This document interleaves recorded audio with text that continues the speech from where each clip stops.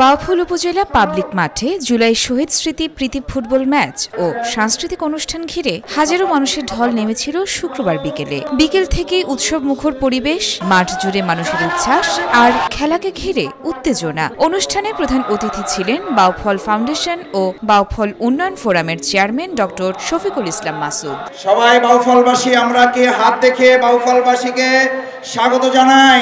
নারায়ে তাকবীর, নারায়ে তাকবীর। আমার বাউফলবাসীকে অভিনন্দন যে আজকে এই উপচে পড়া আপনাদের স্বাচ্ছন্দ্য বোধ নিয়ে আপনারা এখানে হাজির হয়েছেন। আমরা এই মাঠে আমাদের তরুণদের জন্য আমরা অনন্য আলেমদেরকে নিয়ে এসেছিলাম, আমরা বিশিষ্ট ওলামায়ে কেরামদেরকে নিয়ে এসেছিলাম, আমরা আমাদের প্রিয় বাউফলকে ঢেলে সাজাবার জন্য তরুণ শিক্ষার্থীদের জন্য আমরা কৃতি শিক্ষার্থী সম্বর্ধনা করেছি। আমরা 10 বার কোরআনে বিশ্বজয়ী হাফেজ আমরা এখানে নিয়ে এসেছি, আমরা ক্রিকেটার নিয়ে এসেছি, আমরা আমাদের ফুটবলার নিয়ে এসেছি, আমরা আমাদের শহীদ পরিবারকে এখানে হাজির করেছি, জুলাই আহত যোদ্ধাদেরকে এখানে আমরা হাজির করেছি।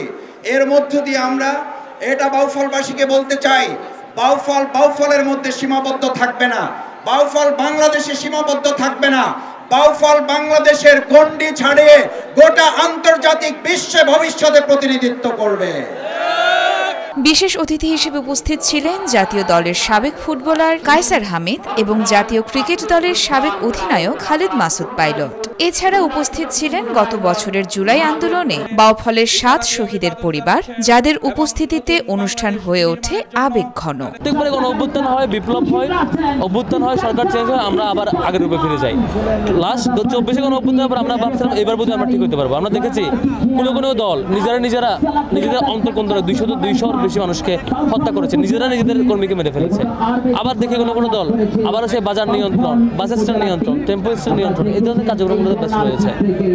যেখানে অথচ জনপ্রতিনিধি হওয়ার কথা আগামীর দেশ কি করে চলবে, কিভাবে চাঁদাবাদ মুক্ত সোসাইটি করবে, শিক্ষা ব্যবস্থার রিফর্ম কোথায় হবে, ফরেন পলিসি কি হবে, বাংলাদেশের কোন পলিসি বড় প্রবলেম আছে, কিভাবে কোথায় কি রিফর্ম করা যায়, এই ব্যাপারে রিকমেন্ডেশন আসার কথা ছিল। মাঠে মুখোমুখি হয় বাউফল উপজেলা একাদশ ও পৌরসভা একাদশ।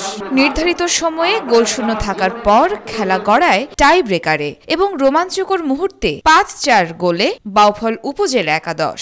বিজয়ী দল পায় 50,000 টাকা আর রানার্স আপ দল 30,000 টাকার পুরস্কার। সন্ধ্যায় শুরু হয় সাংস্কৃতিক অনুষ্ঠান। স্থানীয় ও জাতীয় শিল্পীদের পরিবেশনায় মুগ্ধ হন হাজারো দর্শক। পুরো দিন জুড়ে বাউফলে ছিল উৎসবের আমেজ, প্রীতি ফুটবল ম্যাচ ও সাংস্কৃতিক আয়োজনকে কেন্দ্র করে।